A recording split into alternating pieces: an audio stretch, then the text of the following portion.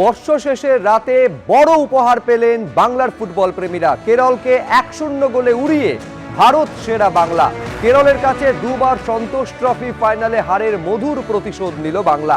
বাংলার হয়ে একমাত্র গোল রবি হাঁসদার। 6 বছর বাদে সন্তোষ চ্যাম্পিয়ন সঞ্জয় সেন ব্রিগেড। 33 বার সন্তোষ ট্রফি ঘরে তুলল বাংলা। সঞ্জয় সেনের অসামান্য কোচিং এবং চাকুমান্ডির অধিনায়কত্বে বাংলার ফুটবলারদের অনবদ্য পারফরমেন্সের ফলে এই জয়।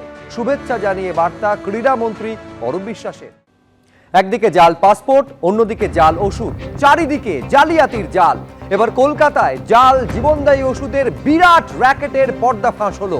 ফলে স্বাভাবিকভাবে প্রশ্ন উঠছে, আমি, আপনি, আপনারা যে ওষুধ খাচ্ছি আমরা, সেই ওষুধ আবার জাল নয় তো?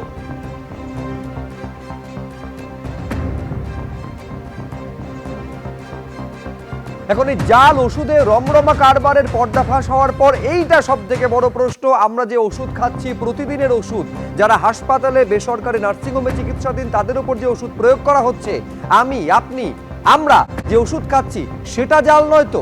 ডিস্ট্রিবিউটরের জাল কারবারের হদিশ পাওয়া গিয়েছে। ফলে জীবনদায়ী ওষুধ সেটা জাল নয় তো?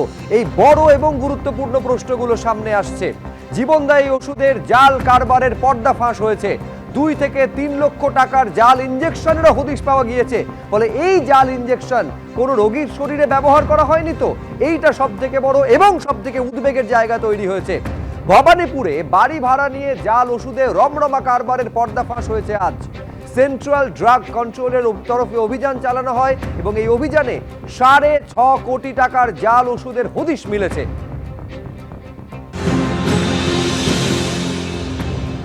দক্ষিণ কলকাতার 2টি জায়গায় হানা দিয়ে প্রায় 6 কোটি 60 লক্ষ টাকার জাল ওষুধ বাজেয়াপ্ত করল কেন্দ্রীয় ড্রাগ কন্ট্রোল বিভাগ। দক্ষিণ কলকাতার ভবানীপুরের একটি গোডাউন এবং তার পাশাপাশি সংশ্লিষ্ট গোডাউনের যিনি কর্ণধার, তার বাড়ি দক্ষিণ কলকাতার লেক প্লেস এলাকাতে। এই 2 জায়গায় হানা দেয় কেন্দ্রীয় এই ড্রাগ কন্ট্রোল বিভাগের আধিকারিকরা।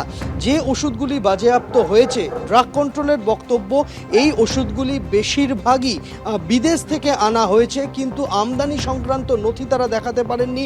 ওষুধগুলি জাল বলে তাদের কাছে অভিযোগ আসে এবং তারা খতিয়ে দেখে সেই বিষয়টা নিশ্চিত হওয়ার পরই তারা তল্লাশি অভিযান চালান।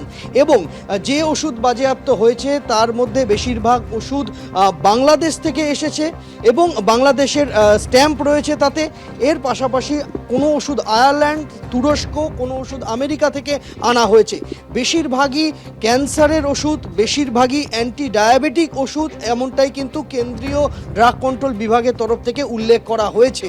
যে ওষুধগুলি এখানে মজুত করা হয়েছিল তার এক একটি ভায়ালের দাম, এক একটি ইঞ্জেকশনের দাম 2 লক্ষ 3 লক্ষ টাকা করে।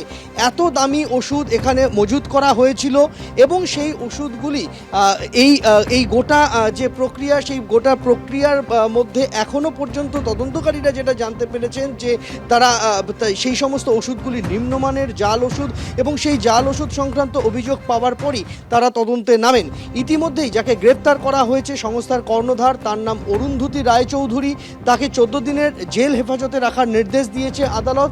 তাকে জিজ্ঞাসাবাদ করে এই গোডাউন থেকে কোথায় কোথায় এই জাল ওষুধ সরবরাহ হয়েছে সেই সূত্র খুঁজে পেতে চাইছেন তদন্তকারীরা এবং কোন কোন ওষুধের দোকানে সেই সমস্ত জাল ওষুধ গিয়েছে তারও খোঁজ চালাচ্ছেন তদন্তকারীরা। সন্দীপন গুপ্তর সঙ্গে সন্দীপ সরকার, এবিপি আনন্দ, কলকাতা। উদ্বেগটা কোন কোন জায়গায় রয়েছে একটু খেয়াল করুন।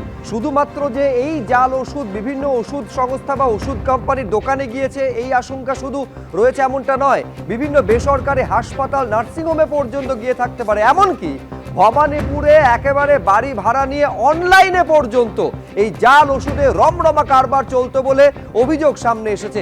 এবার যারা স্থানীয় বাসিন্দারা রয়েছেন, যারা প্রতিবেশীরা রয়েছেন, তারা কি বলছেন একবার দেখুন। 16-17 তারিখ দেখেছিলাম লোকজন আছে, এটাই দেখেছি রেট পড়েছে, কিন্তু কি ব্যাপারে রেট পড়েছে সেটা জানি না আমরা।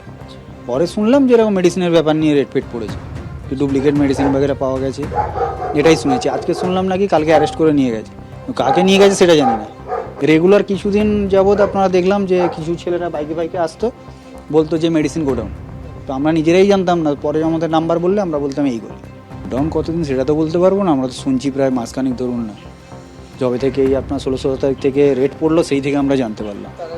না, হ্যাঁ পুলিশ এসেছিলো, অনেক অফিসাররা এসেছিলো। বিশ্বজিৎ দত্ত।